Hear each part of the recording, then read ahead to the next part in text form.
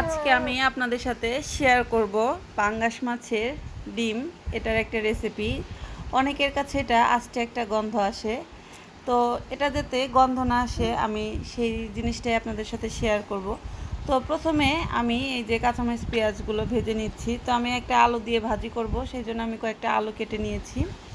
তো এবারে সেই আলুগুলো আমি এর মধ্যে দিয়ে দিলাম। হালকা একটু হলুদ আর ধনিয়া গুঁড়ো অবশ্যই দিবেন, এটাও কিন্তু আষ্টে গন্ধ দূর করতে হেল্প করে। তো আমি এইভাবে নাড়াচাড়া করছি। এবার অপর প্রান্তে আমি এটার উপরের যে অংশটা সেটাকে আমি ফেলে দিয়েছিলাম, পাশের যে সাইডে থাকে। আর আমি এইভাবে এটাকে ফাটিয়ে নিচ্ছি। নিয়ে এবার একটা লেবু এর উপরে চটকে দিব। লেবুটা দিলে কিন্তু এর যে ব্যাড স্মেলটা অনেকে খেতে পারে না, এটা কিন্তু আর থাকবে না। তো এইভাবে লেবুটা আমি দিয়ে দিলাম। দিয়ে এবার এটাকে আমি এভাবে চটকে নেব। চটকে চটকে আমি ডিমগুলো আলাদা করে নেব। তো এই যে দেখুন ডিমটা কিন্তু আমার ছেড়ে যাচ্ছে। তো এই যে লাস্টের যে অংশটুকু এটা কিন্তু আমি ফেলে দেই, এটা আমি খাই না। অনেকে আবার এটা খেয়ে থাকে, তো আমি এই অংশটাকে ফেলে দিচ্ছি।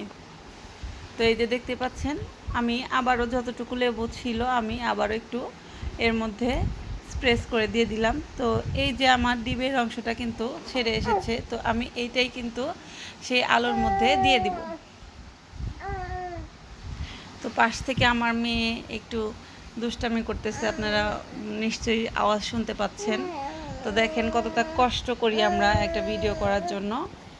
তো হালকা নেড়ে চেড়ে নেওয়ার পরে আমি কিন্তু এখানে লবণটা দিয়েছি একটু পরে। তো এটা যখন একটু সিদ্ধ হয়ে যাবে তখন লবণটা দিবেন। আলুটা সিদ্ধ হয়ে গেলে লবণটা দিলে কি হয়, আপনার তেলটা পরিমাণে কম লাগে। তো এবারে আমি সেই ডিমগুলো আলুর মধ্যে ছেড়ে দিচ্ছি, দিয়ে এটাকে নেড়ে চেড়ে নিচ্ছি।